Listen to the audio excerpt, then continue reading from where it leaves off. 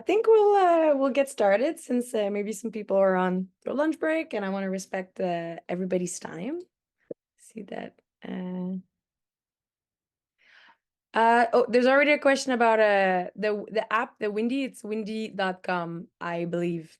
It's the one with the red icon that has like little swarty waves. So if you have any question, you can put it in the Q&A, and Vanessa is going to be here with me today to kind of monitor the question and share them with me if I miss any of them while I'm presenting. So thank you for being here. This webinar, this idea kind of came from actually one of the Training Academy participants this season, and somebody asked me like, oh, what are the ways that what are your favorite apps on your phone that help you work in the daily? And I kind of like that angle because I feel like we talk a lot often about how dire technology can be and how all the problems it comes with, but I think it also, there's ways to use it for good. So I kind of like that angle. Before I start and dive into the presentation and explain a little bit more about it, quickly I can present, wait a minute, can present myself. So I'm one of the instructor trainer for Outward Bound. I'm an instructor trainer and I'm an outdoor educator for Outward Bound. I've been with OB for over 5 years, but with the Training Academy for the last year. And I just really love what I do in the summer, bringing youths during canoe trips in Ontario.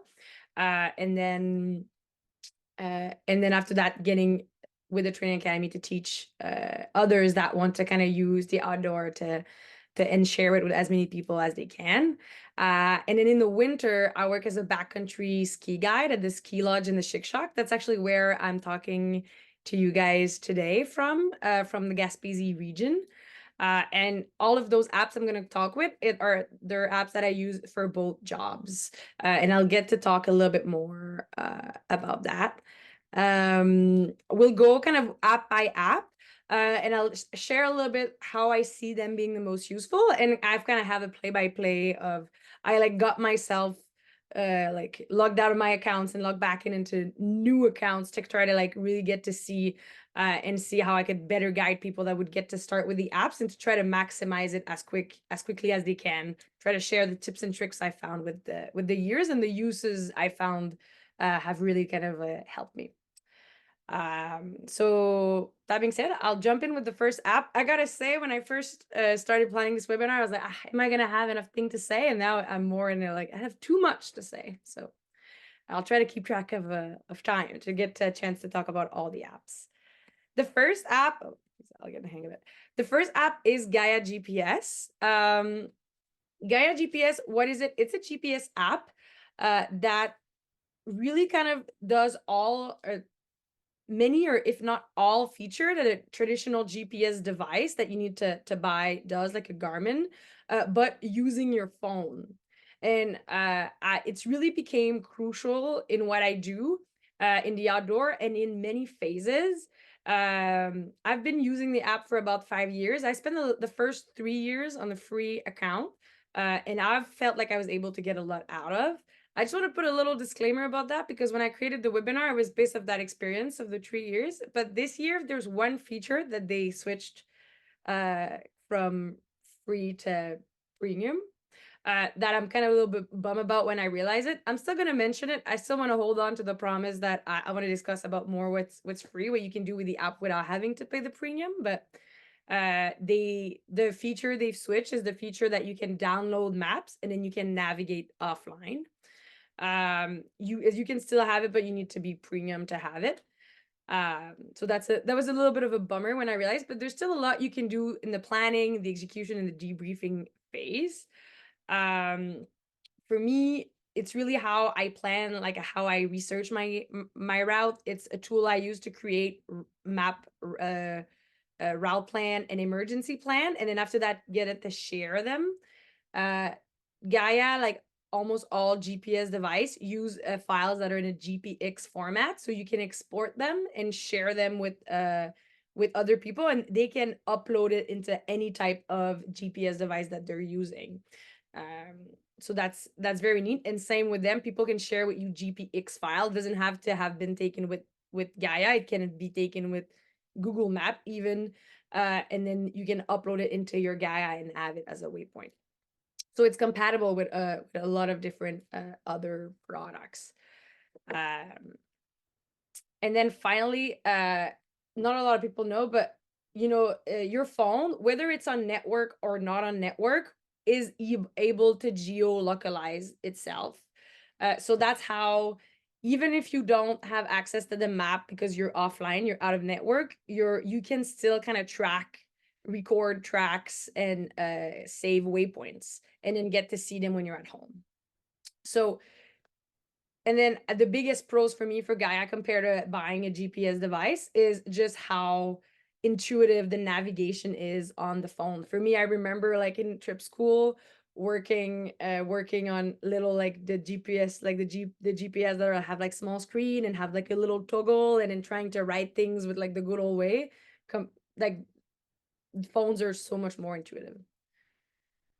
So if we go a little bit more in detail to try to see how to use it, how to maximize the use, that's kind of like going to be the home screen. I've tried to always organize from like my left to the right, a little bit of some progression things I want to show.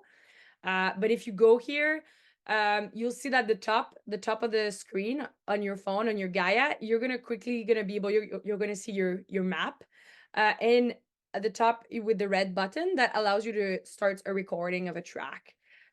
It's really nice to record your tracks, because then once you're done, you get all your stats from it. You get like a really good amount of data, and then you can always go back to that track and see kind of where's the best place to navigate. You're always going to have access to 2 metrics to quick see on your map. They're by default going to propose you elevation and speed. Personally, I track a lot of my routes. I do it as a backcountry ski guide. I'm not really interested in speed, so I often change it for distance. And then whenever somebody asks me like, "Oh, how far have we traveled yet?" I always have an answer. Sometimes it motivates them, and sometimes it doesn't. But at least I have the info. It makes me look profesh. So that's to record. And then if you go in the bottom, if you look at the bottom of your screen, if you go on trip, that's where you're gonna get to see kind of like all the detail info as you're recording. Then after that, if you go to the bottom of your corner, you have those little arrows are pointing outward. That's just to like show this menu or hide it. Then you have 3D. 3D is, they're like just recently going into that feature. It's a premium feature. To be honest, it's like they're trying to kind of emulate a little bit of what FatMap does for people that know that app. I think to this point, FatMap still does it better. Like it's kind of giving you a 3D rendition of the territory. But they're like kind of like getting this started, but it's a premium feature. Then this little arrow at the bottom, that's how you're going to get geolocalized. You'll see a lot of the apps I'm presenting, you kind of need to approve geolocalization on your device. Personally, I just like, you can allow it only when the app, when you're using the app, and it's kind of central to all of those apps. And then finally, that's what I want to talk about, is those 3 little squares that are top on one another. So that's where you control the different map layers that you get to display. With the free option, you have limited option, but you have kind of like the essential, which is their Gaia topo, their base map, that is their topo one. One thing I've yet to mention about Gaia is that it's an app, and it's also a website. So when you have an account on the app, you have it also on the website, on like the desktop version. And on the desktop version, the computer one, you also have access to the satellite base map and the Canadian topo map base map. It's nice using the desktop. I focus more on the app version, but all of the desktops kind of alternatives are very nice, and they sync with each other very easily. They have like a Gaia cloud, so anything you track or anything you save on your phone and your Gaia app is synced on your desktop. And sometimes when you're in the planning phase, the desktop can be a little bit nicer to use. But here, if we go back to like choosing what we want to see, if you want to kind of modify map pack, it's when you have a base map and you've already kind of like pre-planned different layers that you want to add on top. And that's kind of this superposition of layers is a cool feature because it allows you to see different information very nicely. Here they've offered you they kind of like those little green stars, that's premium. Personally, I'm annoyed when I see those premium feature and every time I like click on it by mistakes, it like tells me like buy premium. So one thing you can do for that, or whenever you want to modify your map pack or your overlay, is pressing on the little plus button. It's gonna bring you to the menu, and then if you press on them, you can have you can delete them or you can add them to your shortcut. Also, if you look at the different overlays, there's a couple of overlays that are free. Some about air quality, avalanche forecast. There's now, for people that know the website nativeland.com, which is a website that has mapped traditional First Nation territory across Canada. They created a layer and you can access it through Gaia. So that could be a great source of information. Whenever you have a question about a layers, where are they pulling their information from? That's when you use the little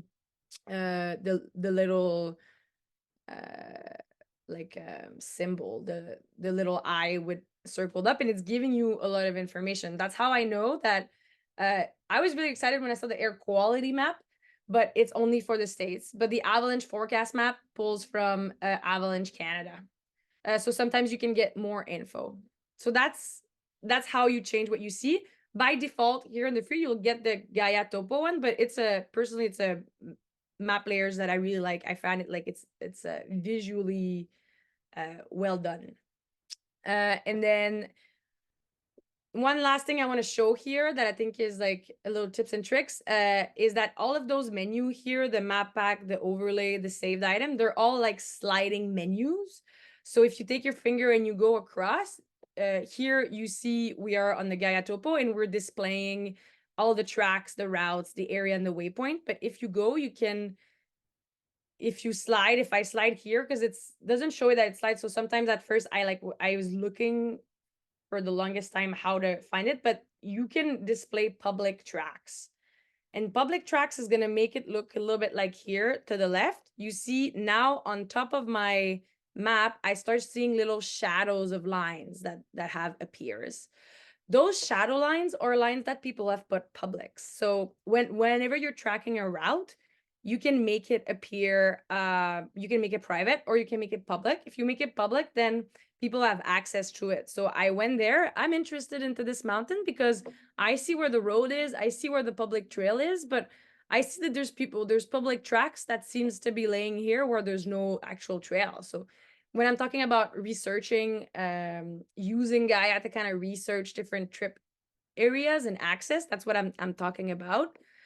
So I clicked on here, and then whenever on Gaia you have multiple points that are within a short range, when you click, it doesn't know which one you want, so it shows you the little list. So I saw all those little lists, and I decided to click on Xavier's trip because I figured Xavier took the time to name his route, so it must be a good one. And then by going there, you can get all of their information about their track, their trip, who recorded it, and you get to see their elevation profile, and you get to save it offline. So when I saved it offline, you see now it's appearing on my map as one of my route, and I can save it and keep it if I think it's a route I want to emulate in a way. That being said, like two little caveat about that, human factors like errors in decision making.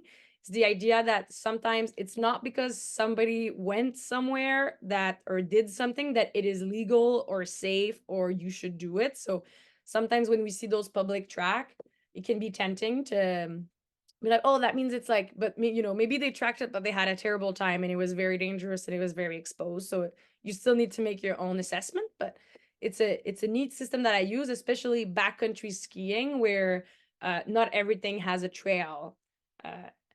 It's also a caveat being careful whenever you're doing routes on your personal Gaia, whenever you're tracking anything that if you haven't disabled your public, if you go in your settings, if you are like public, then if you are like, I know in Gaspésie, there's a lot of terrain that is closed to the public for caribou management. But then if you go on public track, I can like give you a list of people that are actually going into like illegal terrain. So sometimes people don't realize it. So that's a little bit on the map. And then if I talk a little bit, we discussed about the trip at the bottom. Then discover is that's where Gaia kind of like share all the public trails and that you can have access to, like, and it's geolocalized, so it's going to give you what's near your area, but you can research any of them. And in your save folder, that's where you're going to find all of the waypoints, the areas, the tracks, the route that you've saved. I recommend if you get started with Gaia, try to find yourself a system early, very, very quickly. That's a new account I created just to like created this. But if I go into my personal one, I didn't have a system when I started, and I'm still cleaning up tracks from like years ago. So it gets cluttered very quickly. So you can create folders here, and you can, and because it's crazy how quick you're gonna get kind of cluttered with different tracks. But here we see the track that I kind of like sneaked from Xavier that's been saved here. And then in those 3 little green dots, that's where you're going to be able to import files. So that's how you would import GPX file. I personally really like importing my GPX file on the desktop, because that means my GPX lives on my computer, and it saves me a little bit of phone space, because that's one of the downside with Gaia is that it's going to be as performing, and it's going to need space. It's going to take space on your phone, and then it's also going to be just as performing as your phone is. And then finally, Gaia is great at, creating waypoints and creating routes and getting info on them. So if you want to create a waypoint, you see the bottom right corner has a little plus sign. And then this is the waypoint. But now wherever you click on the map, it's going to give you a marked location. It's going to give you the elevation, the UTMs, and it's going to allow you to save it. And then once you decide to save or to create a waypoint, it's going to bring you to this little page where you get to name any items you create on Gaia. It's going to by default have just the name of the item, the date, and the hour. That's why quickly it becomes very confusing. And then it's going to save the UTM, and you can change the icons. With the free version, you can change the icons, but you can't change the color of the icon. So here, you'll see in this image, I took an image of, that's the one of the put-in for the Lenoir River. And then to go to the Lenoir, you have a little section you need to do on the Foran River. So I wanted to then measure track or trace the route that it was going to take to go from the Foran to the Lenoir. So to create a route, it's a different type of items. Then I kept my finger pressed on this on the screen, or you just, again, the plus sign with the little swirl. And then the things that interesting is that as soon as you start tracing, you can either go point by point, and then after that you can, those darker green points, when you move them, it allows you to shift to kind of like adjust the angles. And then if you do that along a road, it's gonna like by itself mold itself to the road, which is nice. But whenever I found like I'm planning routes for rivers, it doesn't mold itself to the river. So now they've enabled only on the app, not on the desktop, the idea to freehand. So that's this little like green N, and you see how easy it is. One thing I want to add about that is that you notice like whenever I was creating a waypoint or creating this route, I don't even need to save it to get access to distance and the elevation profile information. So sometimes I don't even use, sometimes let's say I'm planning a emergency plan for the Lenoir River. I'm going to create waypoints for all of the emergency exit and have it in GPX file and join it to my route plan. Like that, people that are being the safekeeper for me when I'm in the field, they're not always professional, expert into that specific river I'm doing. So then to have access to like the GPX coordinate and to be able to put the point, let's say in their Google map, that could be useful. Also to have the coordinate like that in GPS file can help with communicating with emergency services. But sometimes also I'm just filling up my route plan and I want to have distance. And without like saving the route, just by tracking and starting to do it, I get my coordinate of things I want, and I get my distance. The other alternative is to do it with a paper map. And I don't know, for you guys, I think it's a great skill to be able to work with paper map, and I know how to do it. But whenever I'm planning a route and I don't have that much time, like I found Gaia is just such a quick way to get to those information without having to take the string out and my little ruler out in the office. Uh, so it's good for both, for saving them and for just gathering that information. And then once you've saved your route, it's going to always appear in your saved folder. And you can, like, that's where you can start creating folders. So I could create a folder for like Lenoir River evac point. And then I can share it. And then for routes here in the free version, you can change the color and create. I know for the ski lodge where I work, I created a repertoire of all of our runs, all like a run list and a skin climb access list. And I have like a color system for every single run, where we go down, where we go up. And I share that with every new guides that come in guides at my ski lodge, and it helps them like find their bearing at the beginning of the season. And yeah, so that's a little bit about Gaia. Is there any question before I just want to say, like, I truly believe that Gaia is one of the reason why, like, having this GPS app as like with my work in the winter, like we are like I navigate every day, create my own trails in the forest in the winter. And I know in the past some guides were saying like, oh no, like their pride was that they never opened their GPS app. And for me, it's quite the contrary. I think the more I open my GPS apps, the more I got my bearing on my territory, and I realized, okay, when it looks like that on the map, it feels like that. Oh, not now. It feels like that on the slopes, and it's really how I kind of created my bearings on the territory. Thoughts on personally, I have never used AllTrail that much. I use Gaia more. From my understanding with AllTrails, I don't know AllTrail as much. I found that Gaia has, from my understanding, more feature to create routes and to be. I don't really use Gaia much to like. The few times I've used AllTrail in my life, it was to kind of like have access to public trails that like, so I go to the national, like Gaspésie National Park, and I want to do the trail that go to the Serpentine Refuge. That's what I've used AllTrail for. Gaia, I use it for all the activities that are not necessarily always on trails, if that answers. But maybe AllTrails has features that I don't know about. Ooh. I'll switch to Windy.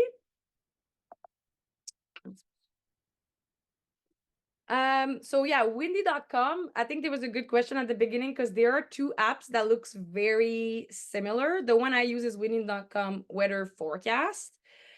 Windy, that's also it's also a website. So whatever you access on your phone, you can also access this on your website.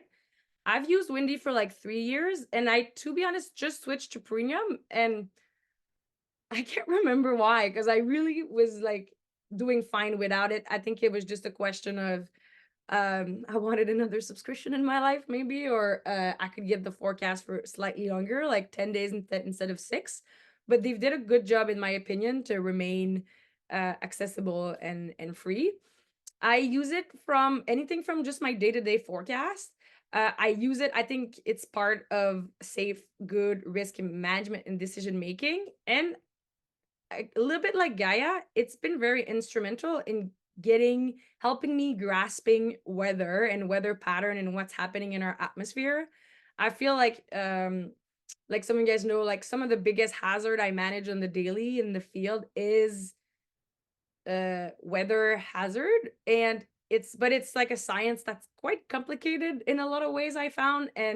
But just so that what windy is, it's that it gives you geolocalized weather forecasts, and it takes those weather forecasts and it's put them, it animate them and makes visual representation that makes understanding what's happening out there way easier.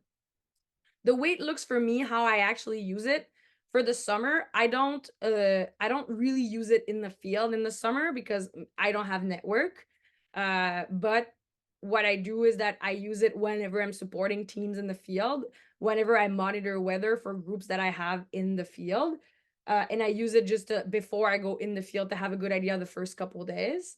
And in the winter, it's some things I use in the daily, because in the winter at the ski lodge where I work, we are like snow chaser, and we are monitoring the avalanche hazard. So understanding what's happening to the weather is crucial to know where is the best ski gonna be and where is the safe ski gonna be. And I have access to internet at the ski lodge. Like, we go back to the lodge every day, so I can consult it. What it looks when you open it, it's gonna be by default, if the app is called Windy, it's gonna be by default, the layer it's gonna be using is the wind layer. The colors is the intensity of the wind, and if you notice, the little animations are the wind direction. The first thing, I think, if you've yet to do so, is to go in the settings. So that's by going in the little menu, the little red tree line menu, and by going in settings and making sure you have the right metrics that works for you. For me, this is a screenshot of the metrics that works for me. By default, Windy is going to give you knots. Knots doesn't speak to me much because I'm not a boater in the big sea, but so I switched to km an hour. And another switch I did is for the weather radar. So Windy, it gives you weather forecasts, but it also pulls from actual weather monitoring stations. And one of them is like the weather radars that are actually, instead of being a forecast of the future, like weather forecast, weather radars, it's just kind of a snapshot of what's happening right now on the planet. And when it gives you the information, the value for weather radar, the numerical values, by default, is going to give you dBz. And technically, the higher the dBz, it's kind of an energy unit, the more rain you're going to get. But I just put it in millimeter an hour, and it's more intuitive for me. That being said, different sports and different types of users can customize the metrics for what works with them. But that's the first step. And then after that, the second step is how to get a forecast. If you press on the little house and keep your finger there, it's going to geolocalize you and give you the forecast for where you are. An advantage of getting geolocalized forecast is that whenever we go like the Weather Channel, they use the same models. It's just they do it, let's say, you can access, it's rare that you can geolocalize for in the middle of a certain park or in the middle of the bush somewhere. So the geolocalization allows you to pull from the same model, but in a specific dot on the map. So either you press on the home button or you just start moving on the map with your finger, and it's going to show you a little, I keep pointing, but I can use my, here. It keeps showing, it's going to show you this little thing here.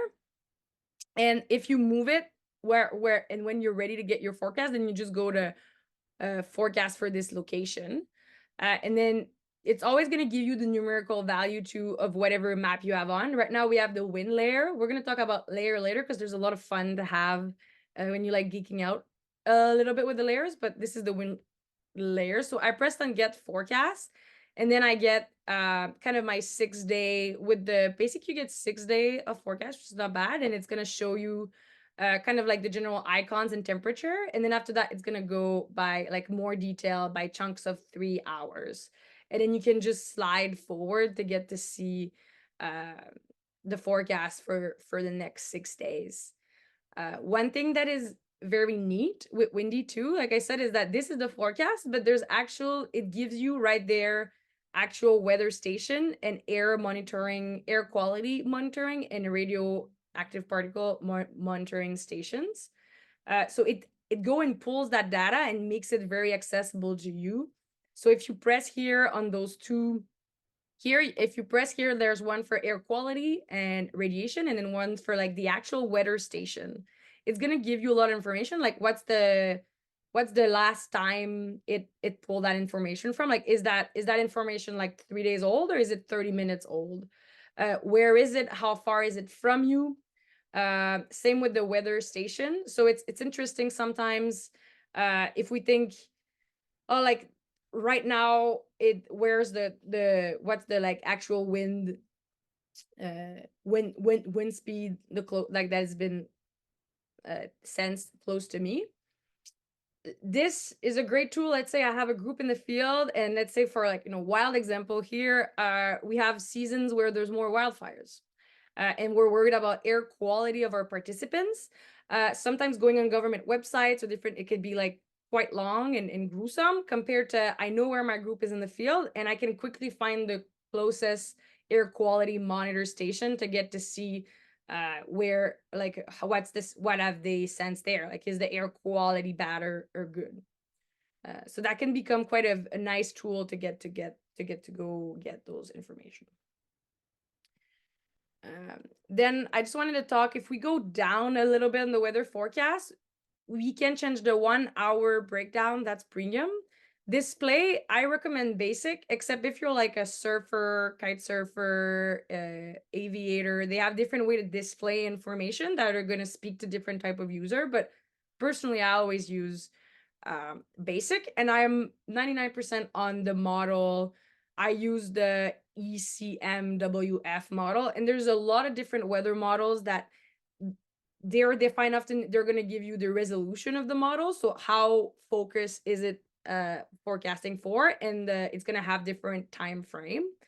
I'm going to show later, but in the app itself, you can have more information about each model and decide for yourself which model you think is more appropriate. In general, it's a private model that Windy pays for, and it's a pretty good model, the one that they have there by default. And also, I always recommend for any of those apps, anytime, Google is your best friend. Just Google it and you're going to get more info. But what I want to show is that if you press on the little 3 dots, you have the option to compare forecasts. So sometimes weather forecast, you're going to see, sometimes they all agree. Like right now, I would say they have pretty similar agreement, all that forecast for that day. And sometimes also you're going to see wide differences. So that's a good clue to tell you, like, is the atmosphere right now pretty stable and pretty predictable, or is it pretty wild? And right now, like, yes, this forecast, my main forecast is telling me that, but I'm going to take it with a grain of salt because all of the other forecasts disagree widely one between another. And then finally, the little things that I think are pretty neat with Windy is that you can set favorites. So like now, this is like the ski lodge where I work, and I've added to my favorite. And once you add something for this favorite, you can also add alerts. So it's going to give you a bunch of different settings, and you get to choose like wind, but it can also for waves. And it's actually this feature, it's a lot of my surfer friends that showed it to me because they use it to get alerted whenever the condition for surfing or prime. And then when you add it to your favorite, then it shows on your map, and it's like a shortcut to get back to it. So for me, my ski lodge is always on my favorite, and it's part of my daily ritual to go see what's coming and hope for snow, which right now we don't have. We got a giant storm and it poured rain and our snowpack melted, but we'll hope it comes back. And then finally with Windy, I think we've been a lot on the wind layer, and it's called Windy, so wind layer is like their main layer, but they have a lot of other layers that are available for free. And all those layers, they all represent different metrics. So you can see here, I put layers that I like. Temperature, here that's the rain and like precipitation layer that has little icons when it's snow. And then here, another layer that I really like is the precipitation type layer. And that's really interesting because different colors for precipitation type. So you can see here, we didn't save ourselves, we got rained. But sometimes depending on like where you are on the map, you have little pockets of different types of precipitation. And this is going to show it to you real nice. And also the cool thing is if you press on the play button, then you get to animate it. So you get to see your forecast evolve based on that specific metrics. And sometimes it can help you understand what's happening, what's coming. Another very cool way to see what's coming and to really, like, when I talk about using windy to understand big weather patterns, is I was always told about like low pressure, high pressure system, them colliding, the way the wind would go like counterclockwise or clockwise.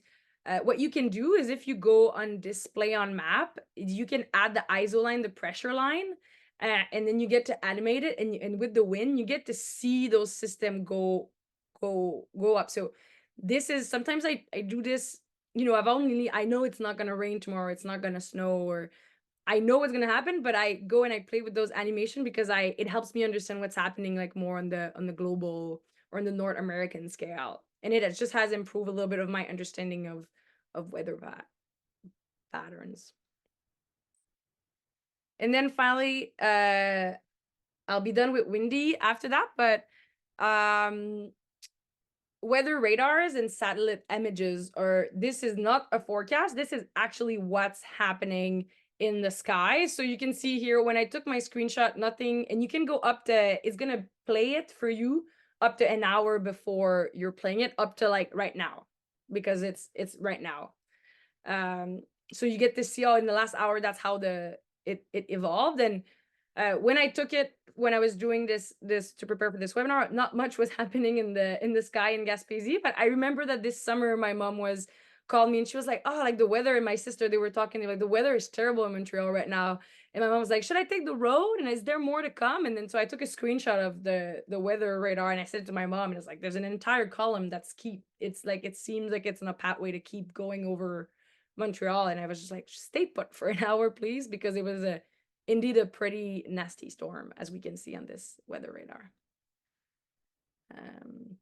So yeah, so that's windy. There's a lot of different ways you can play with it, and for me, it just has become kind of part of my like daily habits. Do you guys have any question before I switch to I Naturalist?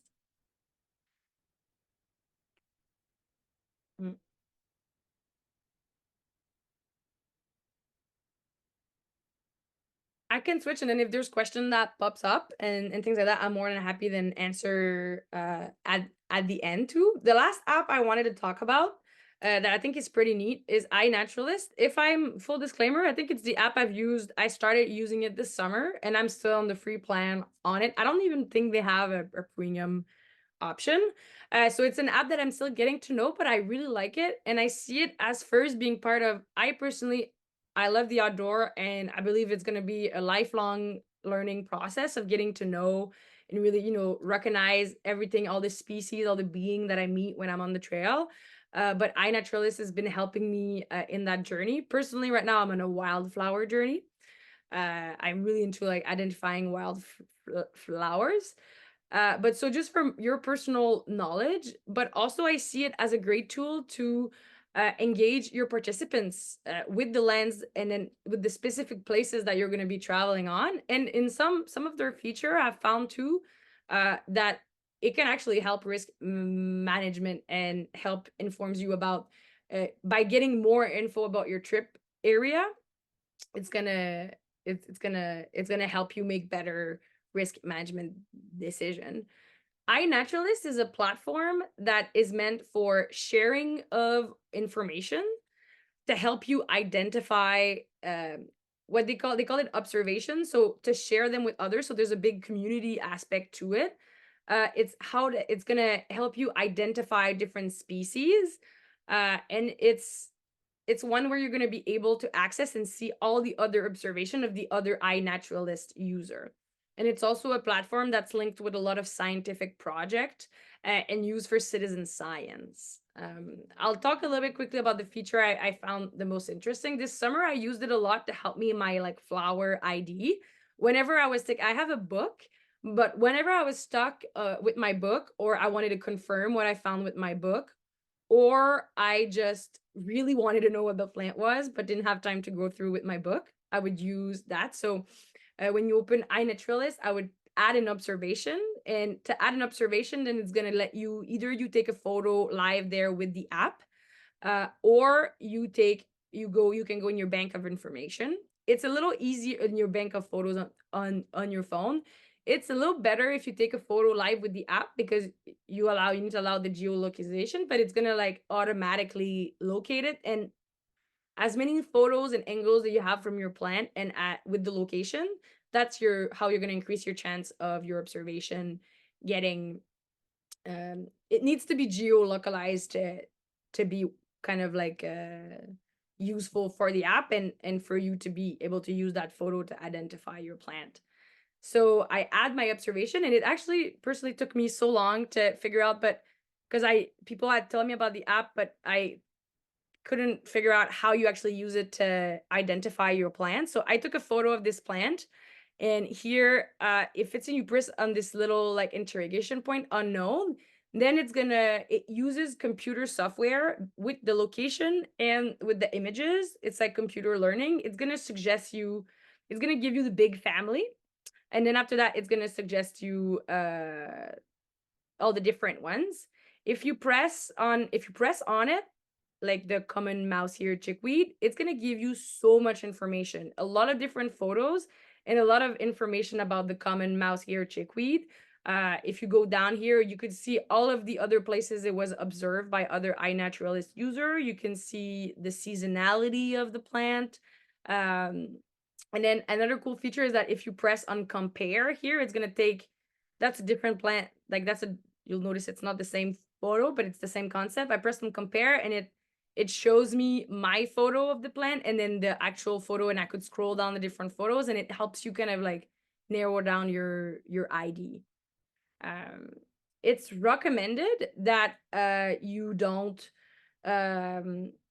if you're not sure, that you go with the broadest category rather than going with the narrowest category, because then another way you use this app use to identify is the community. It's your peers. So with iNaturalist, there's actually like a lot of people on it, and I've had it done with some of my observation. At first, I didn't even know that was possible, but once you like publish it, then if it's geolocalized, it's gonna get the status of needing the ID to be confirmed or needing to be ID. And then when you have up to like 3 and more people that have confirmed like what it is, and then some people on this app are like expert in they're like wildflower expert, and they like to around them they go and they see the observation about wildflower, and they confirm or infirm, or they make suggestion about what it could be. But when you have 3 more people that agree of, let's say this was a buttercup, I think, then it becomes research grade, and then that's where like there's all the research grade observation gets used sometimes by scientists doing citizen science projects. But so if you're unsure about something, you can also kind of like ask the community, which I think it's pretty neat. Another cool thing you can do with that is if you go in the main menu and you look for guides.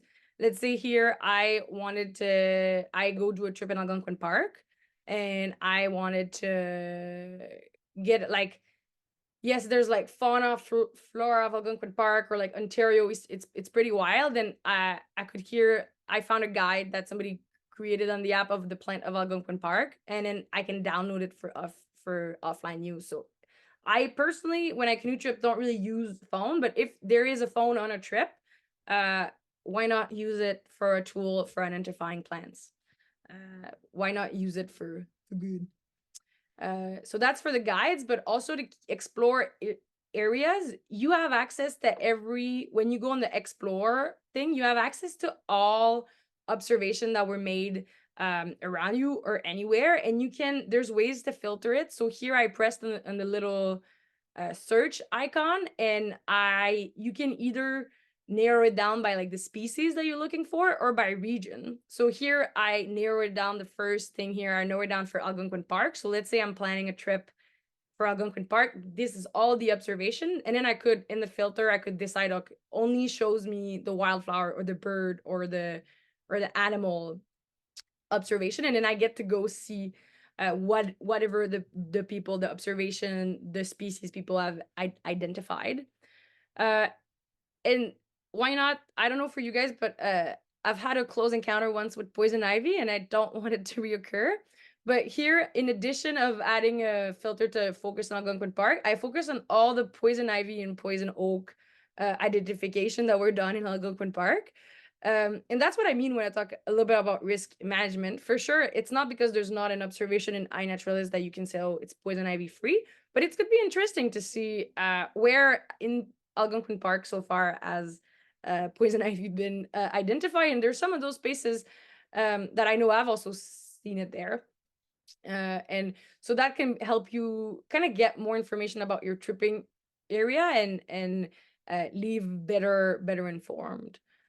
So that's one of kind of the little neat things. But another way I think that can be used is explore feature is if you know you want your participant, let's say, to do you want in activities. I'm a big fan of any activities that gets participants to look outside and focus a little bit more on the natural space. So like photo safari, then you could choose, you know what region you're going to be at. You could choose species in your game, in your activities that you know for sure are going to be there. It's like a rich source of information. Sometimes also, like when I'm around our base in Kinark, I just focus on the observation that were made like near the base, and I'm like, I try to give myself the challenge to go find those same species, and it's kind of become interactive and in a game, and it has helped me kind of like get better because there's so many things you can know. Yeah, so that's ooh, yeah. Do you guys have any question? I know it's rare that I do presentation when I don't get to see the people. So but yeah, I guess for me, I can be here to answer question. Thank you for coming. For me, the big takeaway is that yes, we disconnect with our phones, and I think that's very valuable, but there's a lot of modern tools that we have access to these days that I think are actual ways that I get to connect more with the land around me. And hopefully this presentation was helpful in showing you those tools. Oh, thank you. And I when I created this webinar, to be honest, like in a lot of ways I used Google in ways, like there's a lot of more detailed videos out there about those apps when you want to go a little deeper in those features that can really kind of help you kind of go a little bit deeper.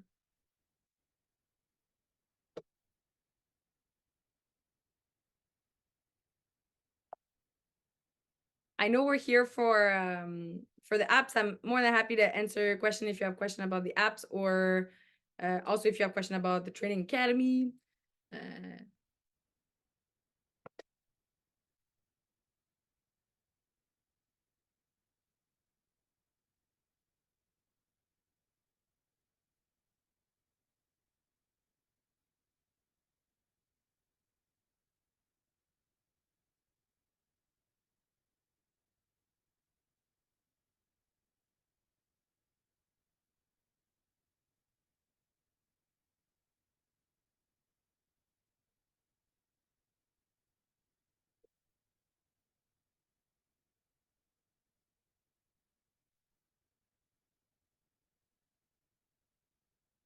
Sweet. Well, I'll let everybody go back to their daily life. Maybe some of you guys have work to go back to since we're coming to the end of the hour. But feel free. And again, if anybody here has yet to attend the training academy or would be interested by the training academy, you can always reach out to our admission department or to me directly. We love answering questions as instructor trainer.